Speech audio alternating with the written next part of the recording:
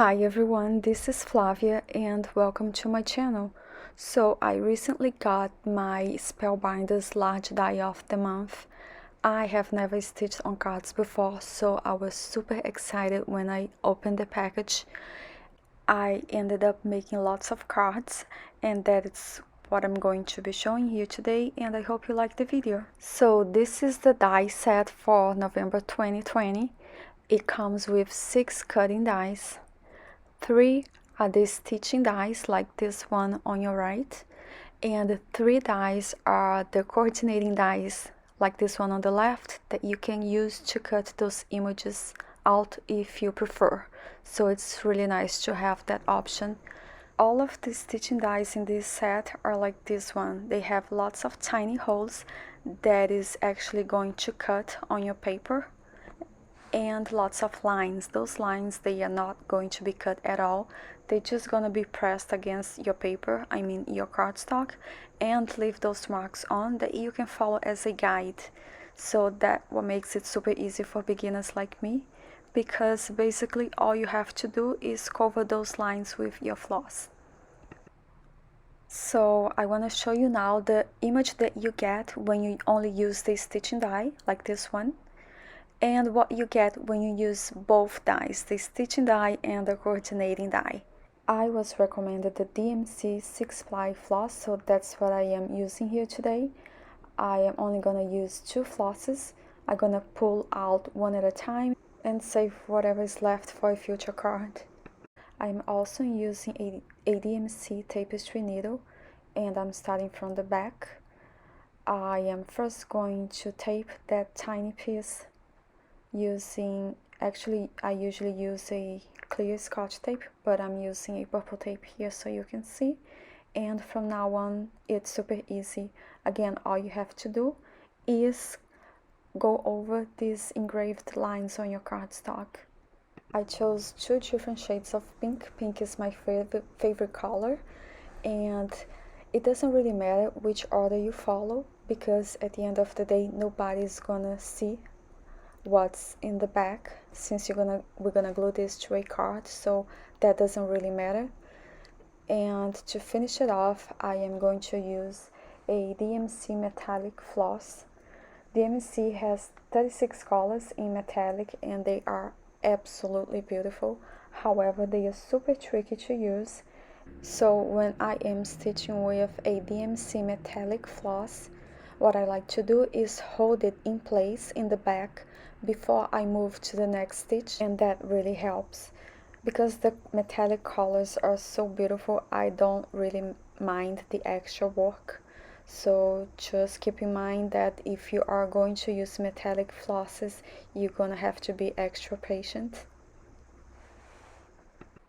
So after I finished stitching this one, I went ahead and used that same die to create my background. I basically placed it in different parts of my cardstock and ran it through my die cutting machine to create this really cool background. And that is the cool thing about these dies. They are so beautiful that you can use them as they are. You don't really have to stitch if you don't feel like it. And here's a closer look, and here is the background that I created. I just absolutely love it. I'm gonna glue this to my card. It's an A2 card, and I'm gonna use paper towel to remove the excess glue. I like using paper towels because they do a really good job of removing the glue, and they do not damage my card at all. After I glue all of the pieces, I'm gonna place my card under a super heavy book and let it dry. In the meantime, I'm gonna go ahead and create the sentiment for this card. It is actually going to be a banner that I'm gonna glue at the front of my card. It's this one.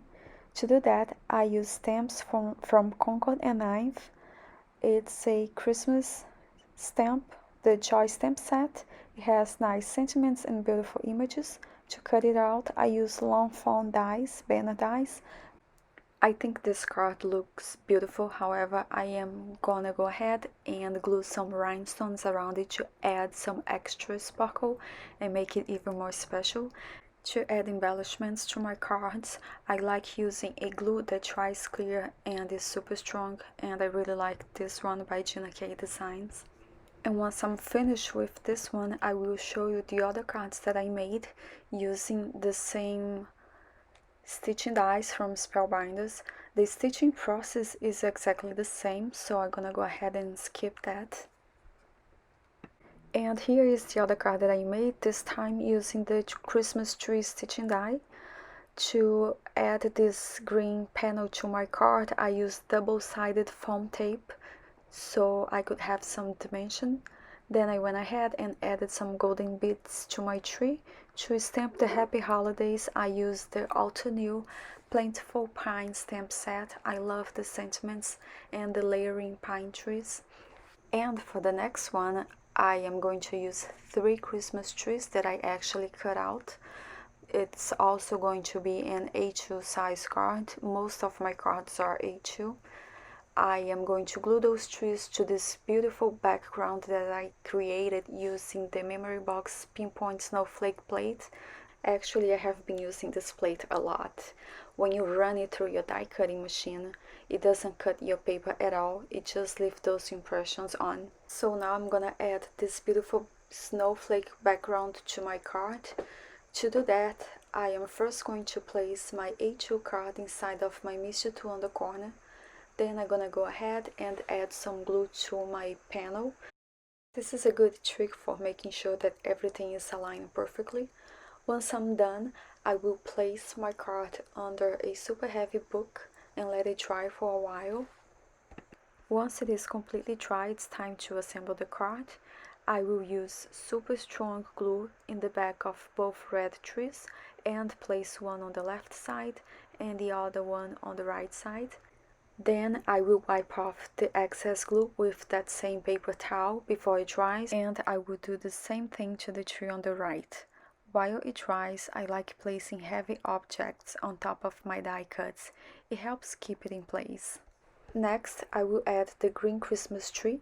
To do that, instead of using liquid glue, I used foam squares to add some dimension. This way it gives the impression that the green one is at the front and the red trees are in the back. To be able to add a piece of foam square on the top of my tree, I had to first glue a piece of cardstock right behind the star, so I chose a golden glitter cardstock. When adding foam squares to this tree, I had to be very careful as where I place it so it doesn't show. After adding the last tree, it's time for embellishments. I will be using some golden beads that I got from Amazon. These beads come in silver and gold. Each color comes in 5 different sizes, and I really like that it comes in this super cute container, all sizes sorted out for you. This way you don't have to waste your time looking for the perfect size. I'm going to transfer some of these beads to this plastic tray so it's easier for me to pick it up. I am always using this tray because it saves me a lot of time. In 1 second, just like this, I can have all of the upside down pieces turned right side up. I am again using a liquid glue that dries clear. When adding embellishments to your card, it is important that you use a glue that dries clear so your project looks neat. I am going to fast forward now because I don't think you guys want to see me adding those beads one at a time. After I finished adding these golden beads to my Christmas trees, I decided to cut some letters to make the words Feliz Natal, which means Merry Christmas in Portuguese. I am from Brazil and that is my first language. To cut the letters, I used this Concord &Knife double cut alphabet die. This is one of my favorite. It gives you a solid and an outline cut. So even though alphabet dies can be priced, I feel like I made a good investment with this one because you actually get 3 in 1, since you have the option to use just the solid cut or just the outline like these letters, or you can use both the solid cut and the outline in different colors. So I always have a lot of fun using this alphabet die. Here is a closer look on some of the letters. Notice how each one of them has double blades. That is how we get 2 different cuts. Now, this is where I realized that adding the Christmas tree, that one in the middle with the foam in the back, before I added the die-cut letters was actually a mistake because I didn't have enough space to place my ruler under the die-cut letters so it could help me to glue them in a straight line. So remember, if you are planning on adding dimension to your card, it is better if you do that last. And that is all that I have for today. Here is a closer look at the finished cards. I ended up making 6 and I would definitely make more since it was a lot of fun and super easy. Let me know in the comments down below which one is your favorite. Thank you so much for spending this time with me. I really appreciate it. If you like this video, please give it a thumbs up. Also, don't forget to subscribe to my channel so you do not miss my next video. Take care, and I hope to see you next time.